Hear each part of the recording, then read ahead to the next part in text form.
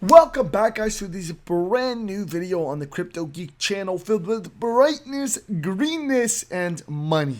Number one, guys, we want to talk about XRP Ripple. We did get some news, I'm going to say leaked, even though it really kind of is already released, but, we got some leaked info, guys, which basically discusses some things that happened, some information that happened in the Willam Hinman deposition. And so before I get started into today's video, I want to let you guys know to please smash that like button, show your support. I try and make as many videos as possible, and we got to get this algorithm working for us on our side, hopefully. Smash the subscribe button and comment your thoughts down below. I also want to mention that I'm not a legal or financial advisor, so none of this is legal or financial advice. And let's jump right into today's fantastic, exciting episode, guys. I'm hyped, and I guarantee you are as well. Alright, guys, so we got an extraordinary tweet from John E. Deaton. If you don't know who John E. Deaton is, he's basically representing everybody, or in this case, 20,000+ people in this Ripple versus SEC lawsuit that are hoping to intervene into this lawsuit between the SEC and Ripple. And until now, sadly, we haven't even gotten a reply yet. It's been over a year. But that's not the case. This is what he says. Remember when I suggested relevant questions to ask Hinman at his deposition included questions about how many drafts were made of his Bitcoin and Ethereum speeches and who helped and or reviewed the speech. We now know that there are 63 emails attaching drafts of Hinman's speech. He continues on by saying the SEC is now claiming that all 63 emails and drafts, along with any other documents found, is protected by the deliberative process privilege and the attorney-client privilege. But Hinman's speech was only his personal opinion, according to Hinman and the SEC. This is very important. And again, this is what we were talking about when we were talking about the information that was released in the speech. Basically, in short, they asked him about the drafts, who helped you with writing the speech that you're saying is your only personal opinion. And in result, he actually replied with saying there were 63 emails, in short, or 63 emails that were sent in relevance to drafts regarding the speech. And now that, he said that, when Ripple's now asking for it and asking him, okay, well, what are in these drafts? Well, now it's a deliberative process. Oh my God, it's a privilege. You're not allowed to read it. And so, again, this is very important things because we could probably find some very key information, possibly mentioning that, this was coordinated with the SEC or the SEC knew about it, or SEC officials, maybe even Jake Clayton, helped revise or edit some of this speech. Johnny Deaton also continues on by saying if his speech was never an opinion or a decision of the SEC government or never officially adopted by the SEC, why and how would it be protected by the deliberative process? There was no deliberation by the SEC. His personal opinion doesn't need protection of the attorney privilege. As expected, there was no way the SEC and Ripple were going to agree on this issue. The SEC is claiming that every single document is protected by privilege is a mistake, especially considering the judge has ruled twice that the documents are relevant, subject to privilege. And in this case, he was replying to himself in a tweet that says, I will be surprised if the parties do not come to her after a deposition to get a ruling on the privilege deliberative process issue. They may have agreed to ask certain questions and allow him to answer those questions under seal and then get a ruling after the fact. The more interesting question for me is, will Judge Netburn review all the documents herself and then rule? Or will she just order them to be produced to Ripple?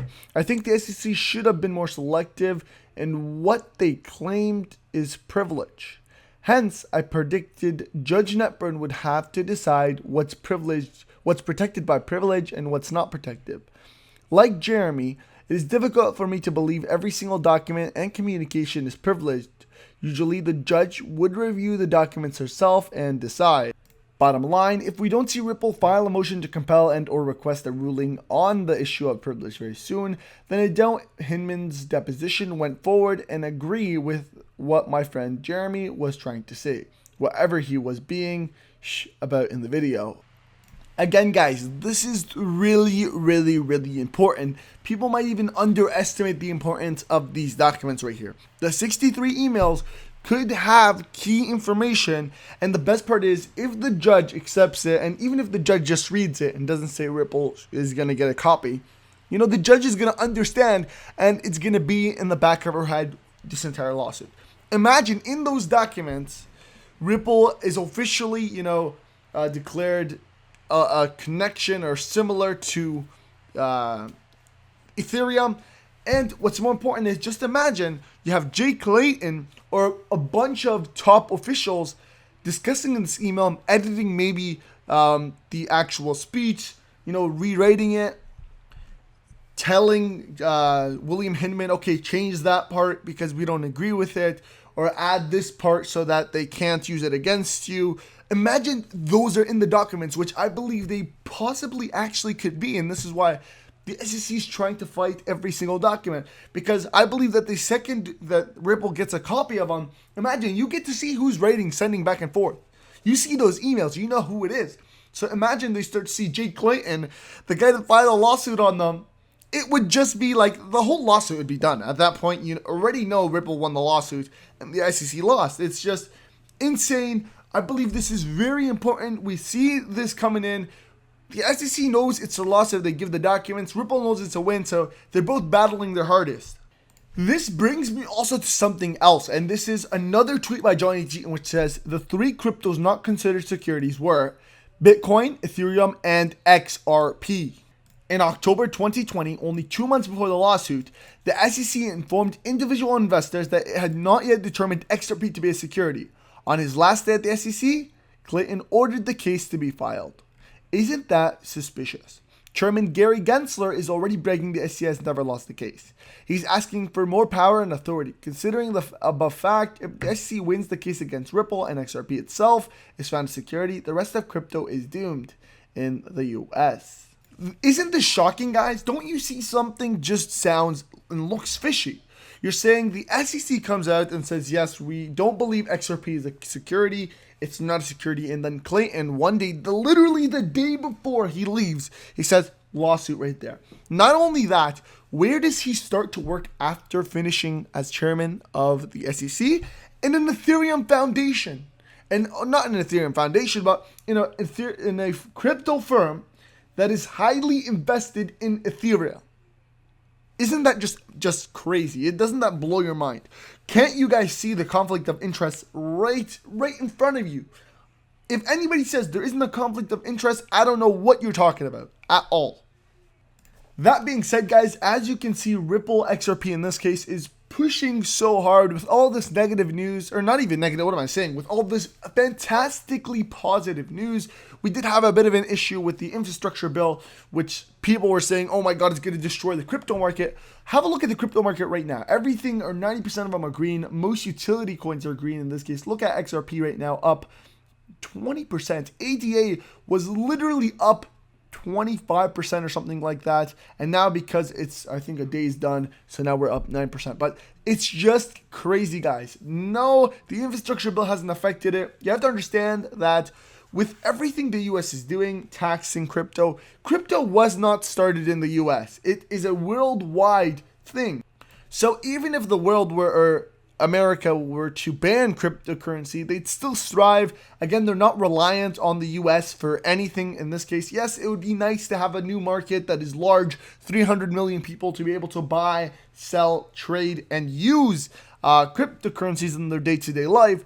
But again, 300 million out of 8 billion people is a very low percentage. So really, cryptocurrency is going to strive with or without the US. It would just be amazing to have, one of the top countries in the world be the first one to participate in it. But as Crypto Senior mentioned, or Crypto Geek Senior mentioned, it isn't a game breaker at all. That being said, guys, I hope you do enjoy this video. Please follow me on Twitter, Crypto Geek News. I have another video coming out very soon.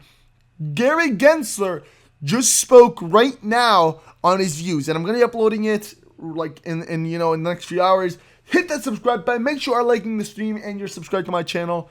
It is just absolutely fantastic. I'm going to be live streaming soon as well, guys. So stay tuned. So much new content is coming. Please share this video on Twitter. For some reason, the YouTube algorithm hasn't been spreading right now XRP videos. So by sharing this video, smashing the like button, subscribing, and commenting, you're actually helping more people see XRP, invest in XRP, and at the same time, profit, hopefully. That being said, again, I do want to end up by saying I'm not a financial or legal advisor. Thank you guys so much for watching. You guys are absolutely amazing. We're heading so close to that 8,000 subscriber mark. And I'll see you guys in the next Crypto Geek video. Have a wonderful day and take care.